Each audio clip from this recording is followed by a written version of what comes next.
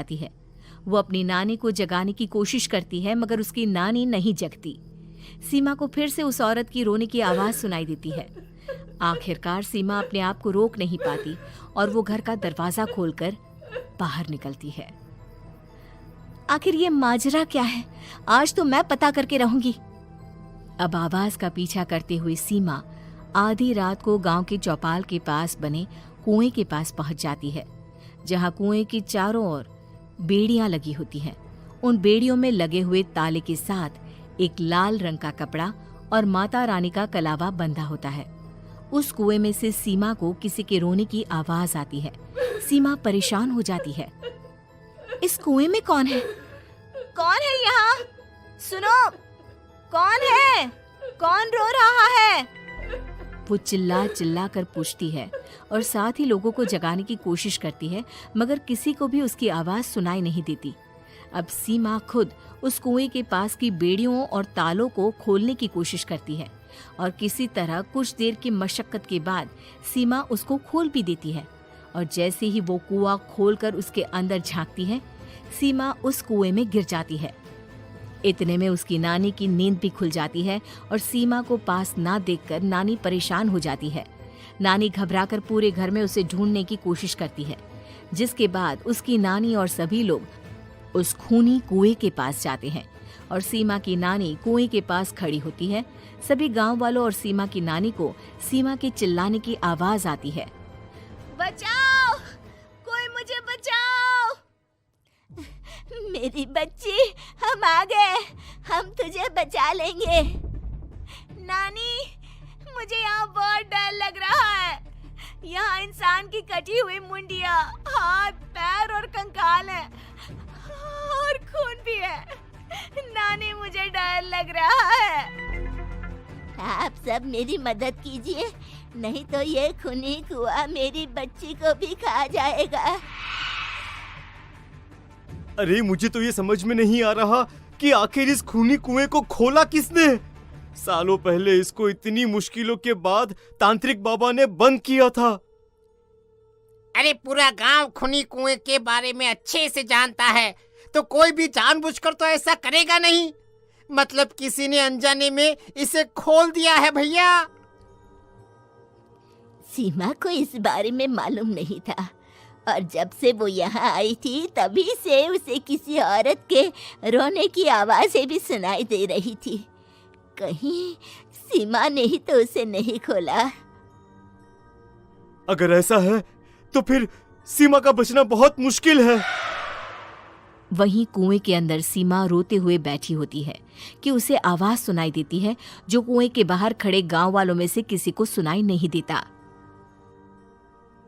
आज सालों के बाद मुझे ताजा खून मिलेगा। तेरा खून पीकर आज मैं अपनी प्यास बुझाऊंगा।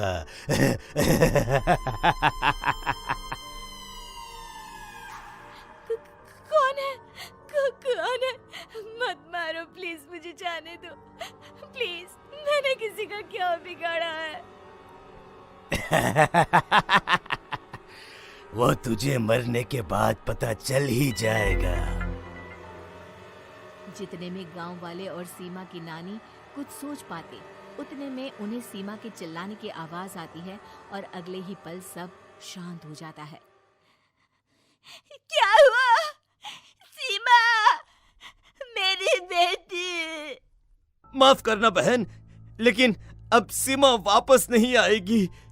हमें एक बार फिर से कुएं को बंद करना होगा। गांव वाले तभी तांत्रिक को बुलाकर लाते हैं। एक बार फिर अपनी शक्ति से तांत्रिक बाबा उस कुएं को हमेशा हमेशा के लिए बंद कर देते हैं और वहां एक बोर्ड लगा दिया जाता है कि यहां आना मना है।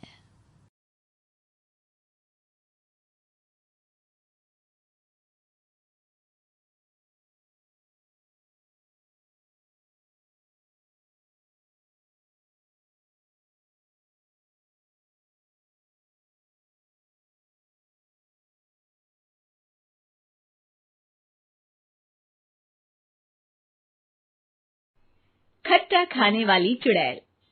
रात को अचानक राधिका मौसी को किचन से कुछ गिरने की आवाज आई। उन्होंने बाहर निकल के देखा तो किचन में उन्हें कोई सफेद साड़ी में दिखा।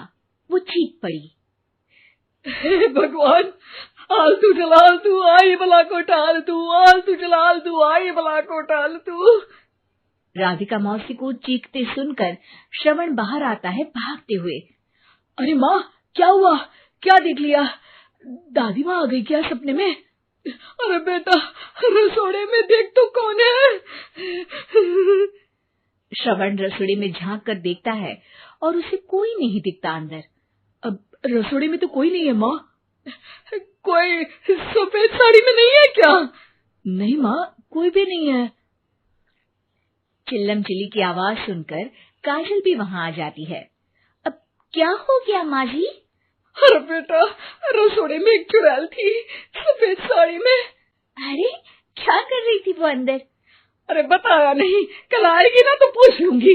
चुड़ैल जी, आपका क्या प्लान है? माँ जी, रात बहुत हो गई है, आपने कोई बुरा सपना देखा होगा, चलिए सो जाइए। राधिका मौसी सोने तो चली जाती है, पर उनको रात भर नींद ही नहीं आती। वो कुछ भी उलझुल बातें सोचने लगती है। कहीं चुड़ैल की वजह से तो घर में टेंशन नहीं हो रहा, कहीं उसी की वजह से तो वो दादी नहीं बन पा रही। सुबह जब राधिका मौसी रसोड़े में छानबीन करती है तो पाती है कि नींबू का अचार गायब है। चुड़ैल नींबू का अचार ले गई, मुझे तो ठीक नहीं लग रहा कुछ। चुड़ैल को भी पता है कि जिंदगी का असली मजा तो खट्टे में ही है। राधिका मौसी झट से श्रवण को फोन कर देती है। बेटा, मुझे समस्या समझ में आ गई है, हमें एक तांत्रिक की जरूरत है। अरे क्या बोल रही हो माँ, तांत्रिक की क्या जरूरत है? आप पूजा पाठ तो कर ही रही हो ना। आलतू जलालतू मंत्र सारे फालतू जैसे कुछ मंत्र पढ़ो, चली जाएगी अपने आप चुड़ैल। अरे नहीं बेटा, कभी चुड़ैल को कम नहीं समझते। अरे तुझे पता भी नहीं चलेगा कि कभी वो छल करके काजल की जगह घर की बहू खुद बन जाएगी। क्या माँ, कुछ भी बोल रही हो? कहाँ काजल और कहाँ चुड़ैल? वैसे एक बात बताओ, काजल को अगर गाने के लिए बोल देना तो चुड़ैल काजल की आवाज सुनकर घर तो क्या, धरती लोग छोड़कर चली जाएगी। तुम ना पढ़े लिखे बच्चे हर चीज को मजाक समझते हो। तुम रहने दो, मैं खुद ही तांत्रिक को बुला लेती हूँ। अच्छा सुन, शाम को इमली लेके आना। क्या है कि चटनी खाए बहुत दिन हो गए है ना? नहीं माँ, इमली तांत्रिक से ही मंगवा लो ना, आटा वगैरह भी उसी से पिसवा लेना। देखो मुझे काम करना है। श्रवण रात को कई तरह की सब्जियों के साथ माँ के कहने पे चटनी के लिए इमली भी ले आया था, लेकिन राधिका मौसी के दिमाग में अलग ही फिल्म चल रही थी। उन्हें अब सिर्फ शक ही नहीं यकीन होने लगा था कि शायद चुड़ैल ने श्रवण पर अपना जाल बिछा दिया था, जिस वजह से श्रवण उनकी बात ही नहीं मान रहा था। पर कोई नहीं, आने वाली रात में राधिका मौसी खुद तैयार हो गई चुड़ैल को पकड़ने के लिए। रुद्राक्ष की माला, तुलसी का पत्ता, हनुमान चालीसा सब हाथ के पास ही था, बस चुड़ैल का इंतजार था। और जैसा राधिका मौसी ने सोचा था वैसा ही हुआ। वो चुड़ैल उस रात भी आई, पर वो राधिका मौसी से तेज निकली और राधिका मौसी के उससे पकड़ने के पहले ही वो भाग खड़ी हुई। जरूर बहू पे साया है उस चुड़ैल का, तभी तो श्रवण के कमरे में गई है। और अगली सुबह राधिका मौसी पिछली रात हुए हमले में किन चीजों का नुकसान हुआ उसका हिसाब लगा रही थी।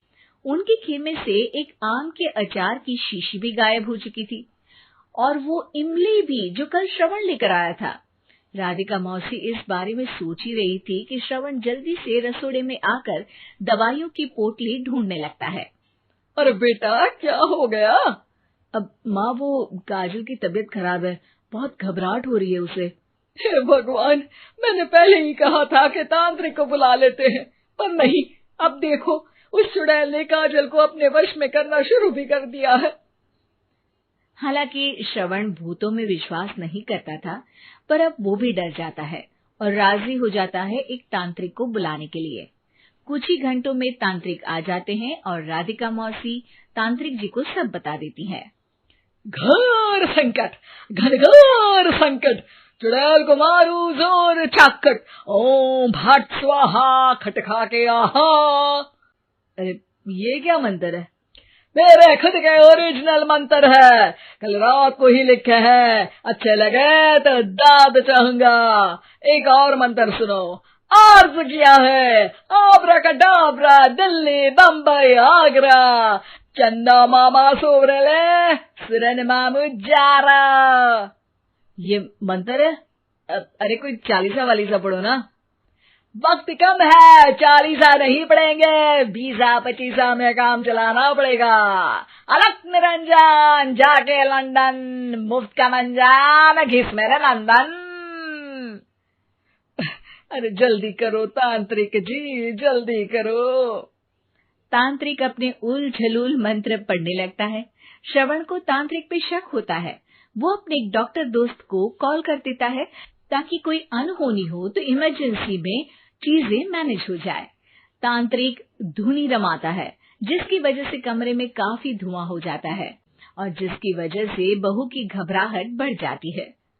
अब भागेगी चुड़ैल। हाँ। बहू खांसते हुए धुएं से बचने के लिए बाहर चली जाती है। अरे भाग रही है, भाग रही है। पीछे पीछे श्रवण भी जाता है। बहू एक सोफे पर बैठ जाती है। तभी डॉक्टर दोस्त आ जाते हैं और श्रवण को पानी लाने के लिए कहते हैं। थोड़े चेकअप के बाद डॉक्टर कहते हैं, मेरे हिसाब से जाप का काम पूरा हो गया है। क्या मतलब? अरे कुछ भी नहीं माँ, कोई चुड़ैल नहीं है, खुशखबरी है, अब दादी बनने वाली है। मगर वो सब अचार के डब्बे। श्रवण दोनों अचार के डब्बे अपनी माँ को दिखाता है, जो कि उनके बिस्तर के नीचे छुपे हुए थे। आपने सही बोला था माँ, वो चुड़ैल काजल ही थी जो खट्टा खा रही थी। हमें कल ही पता चला, पर हमने आपको ये तांत्रिक वाला काम करने दिया ताकि आपको भरोसा हो जाए कि भूत वगैरह कुछ होता ही नहीं। अच्छा अच्छा, ये तो बड़ी खुशी की बात है। पर बेटा मुझे एक झाड़ू तो ला दे। क्यों माँ? ये तांत्रिक का भूत उतारती हूँ मैं। अब तांत्रिक राधा मौसी के डर से घर से भाग निकलता है और राधा मौसी उसके पीछे भागती है। अरे संकट ये घनघोर है, तांत्रिक मुआ चोर है।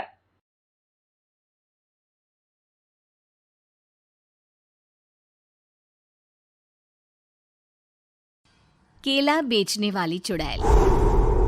एक बार की बात है, जादूपुर नाम के एक गांव में करतब दिखाती एक औरत एक रेड्डी के लिए गांव में आती है। आइए आइए मेहरबान कदरदान, खाइए रोहड़ा के ताजे ताजे केले। कभी खाए नहीं होंगे ऐसे केले, पीले पीले केले खाइए। ये कहकर रोहड़ा हाथों में 4 केले लिए उन्हें सर्कल में जोर जोर से हवा में उछालती हुई करतब दिखाती है, जिसे देखकर आसपास के सारे बच्चे अपने अपने मम्मी पापा से उस औरत के पास जाने की जिद करने लग जाते हैं। पापा ऐसा तो सर्कस में बॉल से होता है ना, ये आंटी तो केले से कर रही है। चलिए ना पापा देखते हैं। रोहड़ा एक पतली सी तार पर चलती हुई केलों से करतब दिखाती है। आते जाते सभी लोग बाहर रुककर उसके करतब देखते हैं और वाह वाही करते नहीं थकते।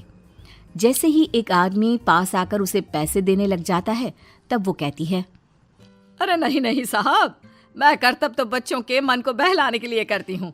धंधा तो मेरा केले का है। पीछे देखो मेरी रिड्डी, जो भी मेरे केले खाएगा मेरी तरह चुस्त दुरुस्त और तंदुरुस्त हो जाएगा। पता चलता है क्या कि मेरी उम्र 55 की है। अरे पर ऐसे ठंड के मौसम में कोई केला क्यों खाएगा? ये ऐसे वैसे केले नहीं है साहब, ये शरीर में गर्मी देते हैं, ठंड को दूर भगाए जो भी रोहिणा के केले खाए। पापा अगर मुझे केले नहीं मिले तो मैं घर नहीं जाऊंगी। तभी उसके पापा कहते हैं कि बेटा केले ठंड में कभी गर्मी नहीं देते। ये सब कहने की बातें हैं, सामान बेचने का तरीका है इनका। पर पिंकी नहीं मानती। मैं केले खाऊंगी। पिंकी की जिद के आगे नत्थू हार जाता है और उसे केले खरीद कर दे देता है। पिंकी खुश होकर केले घर ले आकर खाती है। अब मैं भी करतब करूंगी, कितना मजा आएगा। जादुई केले। पिंकी पहला केला खत्म भी नहीं करती कि वो बेहोश हो जाती है। दूसरे केले से एक काला धुआं आता है और रोहड़ा चुड़ैल बनकर बाहर निकल आती है। मेरे भूतिया केले बच्चे न खाए, ऐसा हो ही नहीं सकता। जादूपुर वालों, कब तक बचोगे? आ गई हूं मैं रोहड़ा। जिसका कोई नहीं कर सकता सामना। रोहना पिंकी को गोद में उठाकर काले धुएं में कहीं गायब हो जाती है। शाम के वक्त नत्थू घर लौटता है और पिंकी को घर में ना पाकर उसकी माँ से कहता है, माँ पिंकी कहाँ है? अरे बेटा, उसे तो तू सुबह करतब दिखाने ले गया था ना, फिर कहाँ वापस आए तुम दोनों? मुझे लगा तू उसे अपने साथ मंडी ले गया होगा। हे भगवान, मेरी बच्ची कहाँ गई? मैं उसे घर ही तो छोड़कर गया था माँ। नत्थू गांव के घर कोने में अपनी बेटी को ढूंढता है, पर उसे वो कहीं नहीं मिलती। परेशान होकर आके रो रो कर नत्थू हिम्मत हार कर घर लौट आता है। अगली सुबह रोहना फिर से करतब दिखाने आती है और इस बार पिंकी की तरह रोनी केले खरीद लेता है। 50 रुपए दिए थे पापा ने, सारे पैसों की मैंने केले खरीद लिए हैं। अब मैं भी आंटी की तरह ही करतबबाज बन जाऊंगा। यही सोचते हुए रोनी केले खाता है और पहला अकेला केला आधा खत्म भी नहीं करता कि चुड़ैल उसके सामने आ जाती है। मेरे साथ चलने का समय आ गया है रोनी। ये तो बस शुरुआत है। अब इस गांव के सारे बच्चे धीरे धीरे मेरे कब्जे में होंगे, एक बच्चा भी नहीं बचेगा। ये कहकर रोनी को गोद में लेकर काले धुएं में अदृश्य हो जाती है। इसके बाद हर रोज गांव में से कोई ना कोई बच्चा गायब होता, पर ऐसा क्यों हो रहा है किसी को भी समझ में नहीं आ पा रहा था। रोज की तरह अपनी बेटी पिंकी की तलाश में नत्थू गांव के एक तालाब के पास बैठा रो रहा था। कहाँ गई मेरी पिंकी? शकुंतला के जाने के बाद एक वही तो मेरा सहारा थी। अरे उसकी आत्मा कोस रही होगी मुझे कि मैं अपनी बच्ची को संभाल भी नहीं पाया। नत्थू ये कहता हुआ रो ही रहा था कि तभी तालाब में से उसे शकुंतला की आवाज सुनाई देती है। कहाँ थी तुम शकुंतला? हमारी बच्ची और सारे गायब हुए बच्चे रोहना के कब्जे में हैं। वो बच्चों को जो केले देती है उससे बच्चे बेहोश हो जाते हैं और उसके कब्जे में आ जाते हैं और वो उन्हें ले जाकर काली दुनिया में ले जाती है। पर वो ऐसा क्यों कर रही है? ये मैं नहीं जानती, पर उस दुनिया का रास्ता मैं आपको बता सकती हूँ। जहाँ ये नदी खत्म होती है वहाँ एक केले का पेड़ है, उसके नीचे एक दरवाजा है, वहीं से रास्ता जाता है उस दुनिया का। ये कहकर शकुंतला की आत्मा गायब हो जाती है। गांव के सभी लोग झुंड बनाकर उसी रास्ते से काली दुनिया में चले जाते हैं और वहां देखते हैं कि सारे बच्चे वहां काम कर रहे थे। पापा, मुझे ले चलो यहाँ से। पापा, पापा। सभी बच्चे अपने मम्मी पापा से लिपट जाते हैं। तो तुम लोग यहाँ तक आ गए? क्यों हमारे बच्चों को पकड़ लिया तूने? तुझे शिकार ही बनाना है तो ले, हम सब आ गए हैं, हमें खा ले। नहीं, मुझे बच्चे चाहिए। मेरे बच्चे के बदले तुम लोगों के बच्चे। क्या मतलब? मैं इसी गांव में रहने वाली एक औरत थी। केले की चोरी के इल्जाम में मेरे बेटे को गांव वालों ने इतना मारा कि वो मर गया। उसी दिन मैंने ठान लिया कि गांव वालों का भी वही हाल करूंगी। कुछ दिन बाद बेटे के चले जाने के दुख में मैं भी मर गई और मेरी भटकती आत्मा एक चुड़ैल बन गई और फिर मैंने बदला लिया तुम सबके बच्चे छीनकर।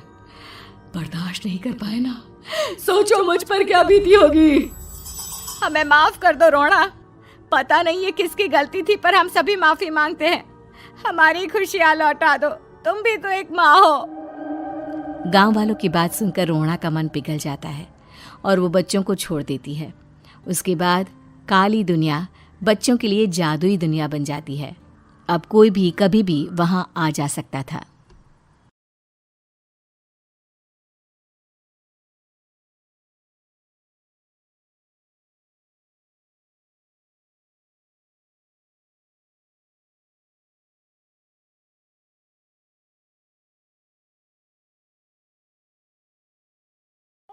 हॉरर कहानियां थी। कौन थी वो? मैं 8 महीने की प्रेग्नेंट थी और अपनी डिलीवरी के लिए अपने मायके गई थी। माँ ने मुझे फोन पर बताया, घर के पीछे की तरफ जो खाली जमीन थी ना, वहां पर एक नया कमरा बनवा लिया है। इतने सालों के बाद जैसे ही अपने घर में कदम रखा, कुछ अलग सा लगा। माँ, ये घर के पीछे की तरफ नया कमरा बनवाने की क्या जरूरत थी? अरे बेटा, घर के पीछे दूर दूर तक खाली जमीन है। तेरे पापा को कई दिनों से लग रहा था कि यहाँ पर एक कमरा बनवा लेंगे तो ताजा हवा मिल जाया करेगी। अब तो ये सब छोड़ और चल जल्दी से दूध पी ले। माँ, मैं थोड़ी देर में पी लूंगी, आप सो जाओ। मैंने दूध का गिलास उठाकर उस खिड़की में रख दिया। पता नहीं कब आंख लग गई। अचानक से खिड़की के पल्लों के खड़कने की तेज आवाज आई।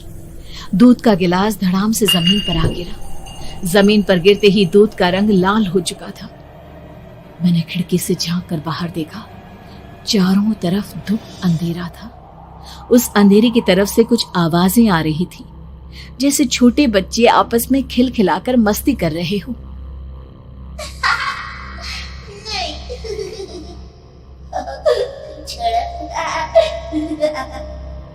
इतनी रात को इतने घनघोर अंधेरे में बच्चों की आवाज कैसे आ रही है? घड़ी में वक्त देखा तो ठीक 12 बजे थे।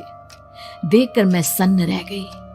बुरी आत्माओं और भूतों की कई कहानियां मैं सुन चुकी थी।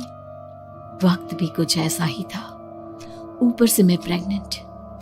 सुना था कि ऐसे वक्त में अक्सर बुरी आत्माएं औरतों का पीछा करती है, तो क्या मेरे पीछे भी? पसीने से तरबतर बड़ी मुश्किल से, जैसे कांपते हाथों से मैंने उस खिड़की को बंद किया। जल्दी से जल्दी उस कमरे से बाहर निकलकर माँ के पास जाने के बारे में सोचा, लेकिन जैसे ही दरवाजे की तरफ पलटी, लगा कोई साया हवा की स्पीड से दरवाजे के सामने से गुजर गया। मेरे गले में अटक कर रह गई। मैं जोर से चीख कर माँ को बुलाना चाहती थी, लेकिन वो आवाज खुद मेरे कानों तक नहीं पहुंच पा रही थी। तो माँ तक कैसे पहुंचती? खिड़की के पल्ले एक बार फिर तेज हवा के झोंके से धड़ाम करके खुल गया और पूरी ताकत से मैं चीख पड़ी। जानती थी मेरी चीख की आवाज सुनकर कुछ ही सेकंड में माँ वहां पहुंच जाएगी, लेकिन ऐसा कुछ हुआ ही नहीं। मेरा कलेजा डर के मारे फटा जा रहा था। आखिर माँ ने मेरी आवाज क्यों नहीं सुनी? इतनी गहरी नींद में तो माँ कभी नहीं सोती। ठीक पीछे खुली हुई वो खिड़की। मुझ में इतनी ताकत नहीं बची थी कि मैं पलटकर उस तरफ देख भी सकूं। हवा का एक सनसनाता हुआ झोंका उसी वक्त मेरे कानों से आकर टकराया। लगा जैसे किसी ने दबी हुई आवाज में धीरे से मुझसे कहा, चली जाओ यहाँ से। मैंने दोनों हाथ अपने कानों पर रख लिए और एक बार फिर ताकत लगाकर जोर से चीखने की कोशिश की। माँ! पापा! मेरी आवाज उस कमरे की दीवारों से टकराकर वापस मुझे ही सुनाई दे रही थी। जितनी ताकत के साथ मैंने चीखने की कोशिश की थी, कुछ ही देर बाद उससे कहीं ज्यादा तेज और दर्दनाक चीख मुझे सुनाई देने लगी। कि आवाज ठीक मेरे पीछे खिड़की से आ रही थी। वो आवाज मेरे कानों में पिघलते हुए लोहे की तरह गिर रही थी। उन आवाजों में हैवानियत थी। वो आवाजें किसी इंसान की नहीं है, इतना मैं समझ चुकी थी। कांप रहे हाथों से मैंने अंधेरे में कुछ ढूंढने की कोशिश की। तभी अचानक मेरा हाथ बेड पर रखी टॉर्च पर पड़ा। किसी तरह ताकत लगाकर टॉर्च का बटन ऑन किया, लेकिन ये क्या? सामने दरवाजे पर 3 छोटी लड़कियां खड़ी हुई थी। उनके हाथ में स्टील के चमचमाते हुए चाकू थे। मैं घबराकर लड़खड़ाई और पीछे की तरफ हटी, लेकिन तब तक वो मेरे पास आ चुकी थी। उनकी गर्दन टेढ़ी थी और उनके हाथों के वो चाकू मेरे पेट को निशाना बनाने को तैयार। मैं जोर से चीखी, नहीं, छोड़ दो मेरे बच्चे को, मत मारो, मत मारो, छोड़ दो मेरे बच्चे को। सोनाली, क्या हुआ बेटा? तू इतनी डरी हुई क्यों है?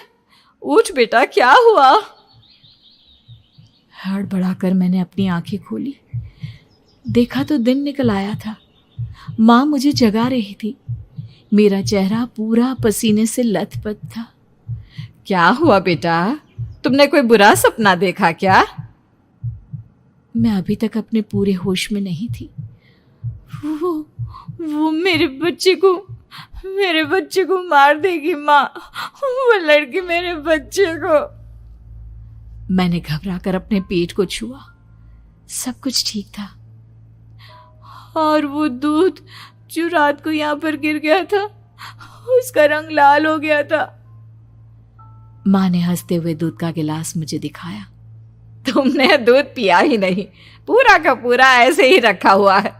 तुमसे कहा था ना सोनाली, सेहत के लिए लापरवाही ठीक नहीं बेटा। लेकिन मैंने तो सब कुछ अपनी खुली आंखों से देखा था। ये सपना कैसे हो सकता है?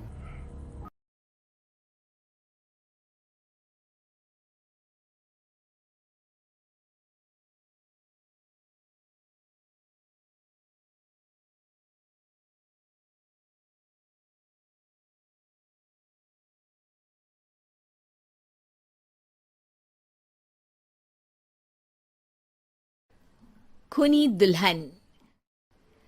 आरती और विकास अपने माँ बाप के साथ दिल्ली में रहते हैं। जर्नलिस्ट होने की वजह से विकास को बहुत बार काम के लिए देर रात तक ऑफिस में रहना पड़ता है, जिस पर ज्यादातर आरती जाग कर उसका इंतजार करती रहती है। इसी तरह एक रात आरती विकास का इंतजार करते हुए घर की बालकनी में खड़ी होती है। इनकी जॉब तो जैसे मेरी सौतन बन गई है। मुझसे ज्यादा उसी के साथ टाइम स्पेंड करते हैं और हम यहाँ इंतजार करते हुए मर जाएं। अपने आप से ये सब बोलते हुए आरती की नजर मोहल्ले के कोने वाले घर पर पड़ती है, जिसकी लाइट्स ऑन देखकर वो हैरान रह जाती है। ये इस घर की लाइट्स कैसे ऑन हो सकती हैं? यहाँ तो सालों से कोई नहीं रहता। वो ये सोच ही रही होती है कि तभी उसे घर की खिड़की पर औरत की परछाई के साथ लाल चुन्नी दिखाई देती है, जिसे देख आरती डर से चिल्लाने लगती है। भूत! कोने वाले घर में भूत है! आरती की आवाज सुन उसके घर वालों के साथ मोहल्ले के लोग भी अपनी बालकनी में निकल आते हैं। अरे क्या हुआ? आधी रात में बावरों की तरह क्यों चिल्ला रही है? भूत! वहाँ भूत है! आरती की बात से सब उस घर की तरफ देखने लगते हैं, लेकिन वहाँ कुछ नहीं होता। भाभी जी, लगता है आपने सपना देखा होगा। मैं बालकनी में खड़ी होकर सोऊंगी क्या? बता रही हूँ, अपनी आंखों से देखा है। घर की लाइट्स ऑन थी और वहाँ किसी का साया भी था। अरे तुम अक्सर विकास भैया के इंतजार में देर रात तक जागती हो ना, क्या पता नींद पूरी नहीं होने की वजह से कोई भ्रम हुआ हो। मोहल्ले के सब लोग और आरती के सास ससुर उसे समझा ही रहे होते हैं कि अचानक उसी घर से किसी औरत के गाने की आवाज सुनाई देती है। आजा ओ मेरे प्रियतम आजा।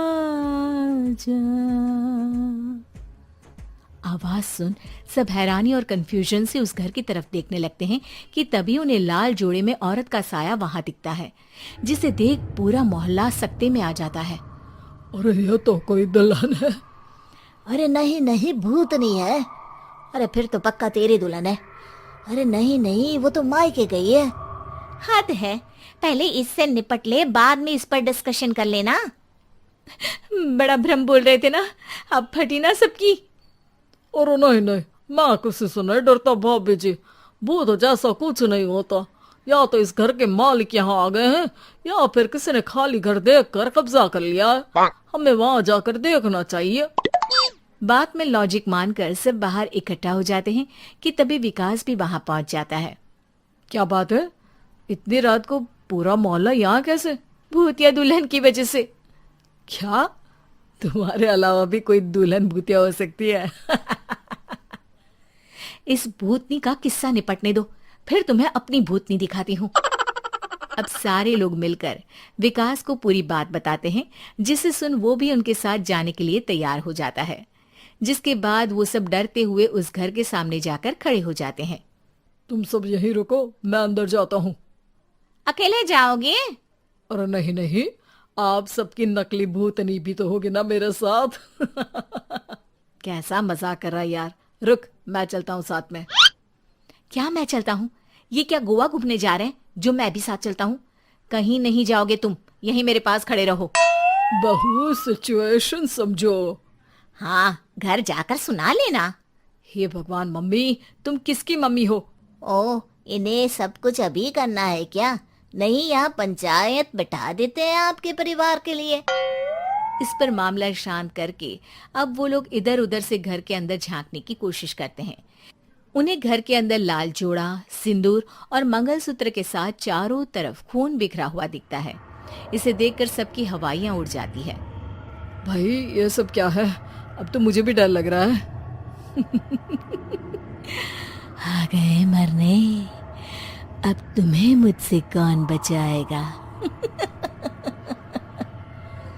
उस नजारे के साथ सोने पर सुहागे की तरफ भूतनी की आवाज सुन वो सब तुरंत वहां से भाग खड़े होते हैं। ये सब क्या था? अब हम क्या करेंगे? हमारे मोहल्ले में भूतनी आ गई जो सबको मारना चाहती है। ओ भाभी जी, मैं फिर बोल रहा हूँ, भूतनी जैसा कुछ नहीं होता। मुझे तो पक्का यकीन है कि यहाँ किसी गलत इंसान ने गलत काम करने के लिए कब्जा कर लिया है और लोगों को घर से दूर रखने के लिए ये सब कर रहा है। तुम इतने यकीन के साथ कैसे बोल सकती हो? फिल्मों में ऐसे ही तो दिखाते हैं। हे भगवान, ये फिल्म नहीं, ये रियल लाइफ है। हमें शांति से कुछ सोचना चाहिए। सब हमारे घर चलो। सब आरती के घर में इकट्ठा हो जाते हैं। रात भर आधी नींद और बिल्कुल ना चल रहे दिमाग के साथ सब सॉल्यूशन सोचने की बहुत कोशिश करते हैं, लेकिन कुछ नहीं होता। इसी तरह सुबह हो जाती है। ऐसे कोई भी उपाय नहीं निकलेगा। सब पूरी रात के थके हुए हैं। घर जाओ, थोड़ा आराम कर, फ्रेश होकर फिर आ जाना, उसके बाद सोचते हैं कुछ। डरे सहमे लोग जैसे ही अपने घर जाने लगते हैं, तभी विकास को उस घर में कोई हरकत नजर आती है, जिस पर वो किसी को कुछ बताए बिना चुपचाप वहां पहुंच जाता है और कुछ देर बाद घर आकर सबको दोबारा इकट्ठा कर उस घर के पीछे वाले खिड़की पर ले जाता है। विकास, क्या खेल लगा रखा है? ये कोई मजाक नहीं है। वही तो, मजाक नहीं, बहुत बड़ा मजाक है। अंदर देखो।